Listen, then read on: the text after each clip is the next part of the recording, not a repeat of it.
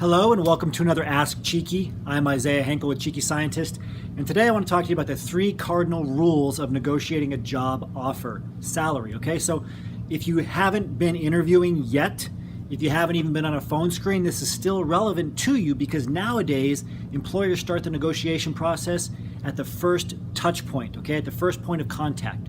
So before you even give them your resume, you're likely going to get a referral from an employee working at that company. That's the number one way to get a PhD level job. And then you're going to go on a phone screen. And then after the phone screen, they'll ask you to upload your resume through their official system. That's how most PhD level jobs are filled now. The problem is when it comes to negotiating your salary is that they start trying to drive down the salary they're going to pay you very, very early. That's why you have to follow these 3 rules no matter what, and you have to have them in mind before you even, again, have that initial touch point with the company. The first one, very important, set your walkaway number. One of my favorite lines of all time is if you're not willing to walk away from a negotiation, you're not negotiating, you're just begging, okay? You have to have a walkaway number, your minimum number that you're willing to accept, and you need to set that number before you get a referral from the company, before you go even on an informational interview with an employee working at that company, because things will happen fast after that. And what you're going to do is you're going to start doing something called intensity matching. So you're going to start investing time into that job lead, into that company. You're going to start investing emotional energy, and you're going to be willing to sacrifice salary for the energy and for the time you've invested. So set that walkaway number first while you're logical, before things get emotional, okay? Before time is a factor. Number 2, make sure that you have a job offer in your hands, an actual contract. Before this happens, the company has all the power.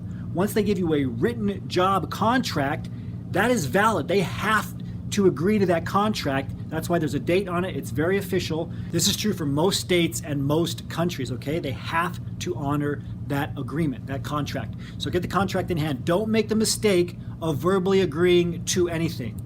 You want to make sure they give you the first number, okay? That's a topic for a separate video. But you also want to make sure that they give you a written contract with whatever that initial number is, okay? Very, very important. They will try to catch you off guard, whether on the phone screen, during the site visit, they'll say, would you take the job if I offered you $80,000 a year right now? If you say yes, it's very hard to come back from that, okay? So make sure that you get a contract in hand before you start negotiating, before you give your counter offer. Last thing is, make sure that you negotiate your salary first, okay? There's a classic negotiation technique that most employers will use. They'll try to muddy the waters. It means they'll try to mix things up and make the negotiation unclear for you. They'll say, well, we can't give you a higher salary, but we can give you a signing bonus, or we can give you an extra week of vacation.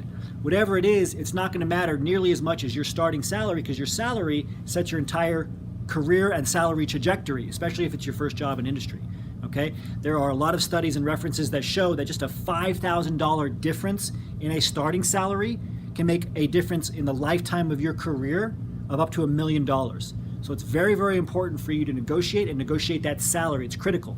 A $20,000 signing bonus sounds nice, but it's a drop in the bucket. And by the way, you get taxed a lot more on bonuses. It's a drop in the bucket compared to your overall salary. So make sure you negotiate that first.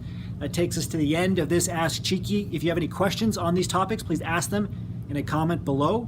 As always, remember your value as a PhD and start thinking and acting like a successful industry professional.